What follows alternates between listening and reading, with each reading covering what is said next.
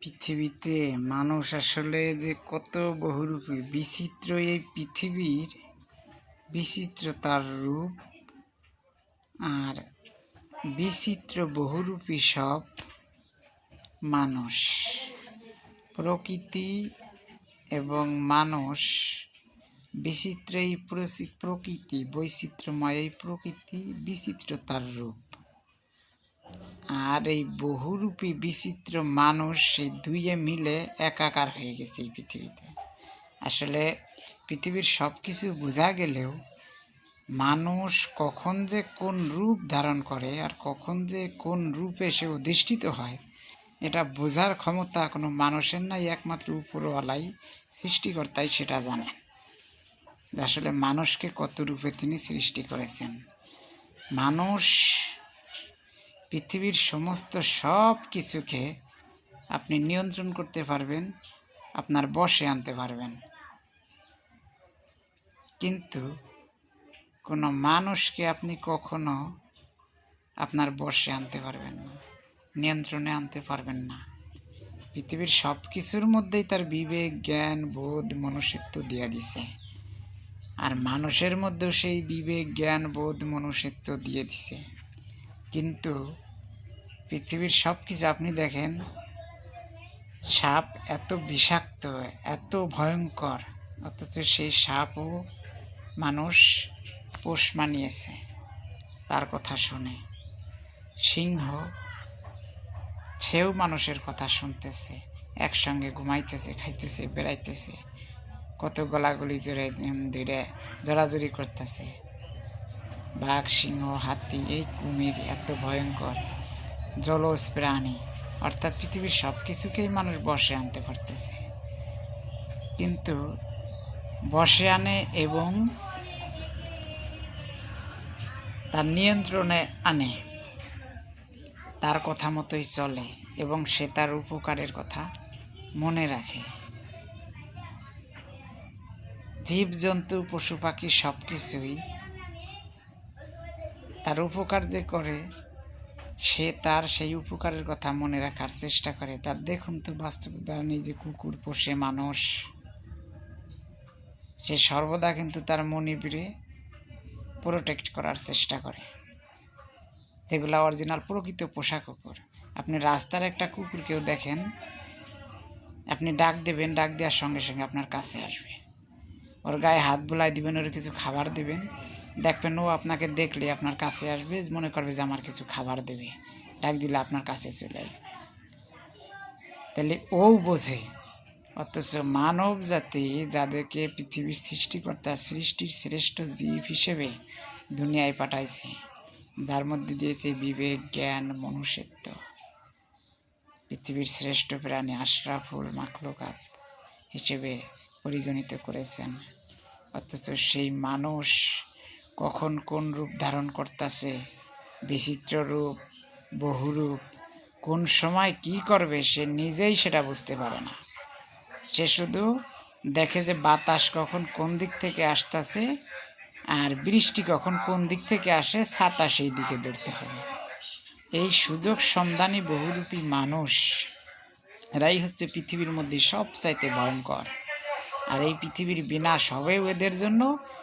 পৃথিবীর সৃষ্টি করেছে এদের জন্য, এই পৃথিবীর সব কিছু মানব কল্যাণের জন্য, কিন্তু এই দুনিয়াটাকে ধ্বংসও করবে কিন্তু আবার এই মানব জাতি, এদের কারণেই ধ্বংস হবে।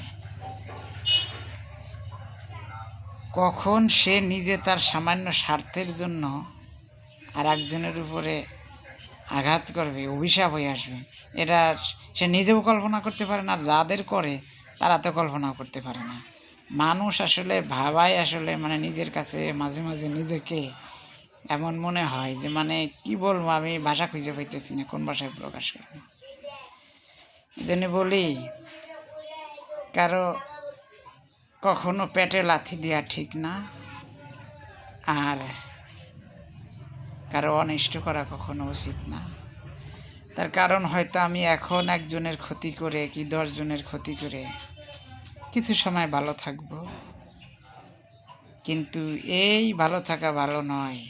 এই যে 10 জনের ক্ষতি করে এই যে যে অভিশাপটা আনলো, সেটা 10 জন যে মনে কষ্ট পাইল, যখন সেই সৃষ্টিকর্তার কাছে 2 হাত তুলে ফরিয়াদ জানাবে যে যে আমার এই অনিষ্ট করলো, আমার পেটে লাথি দিল, এই যে যে অভিশাপটা দেবে, এই অভিশাপই দেখা গেল তাহার জীবনে অভিশাপ হয়ে গেল।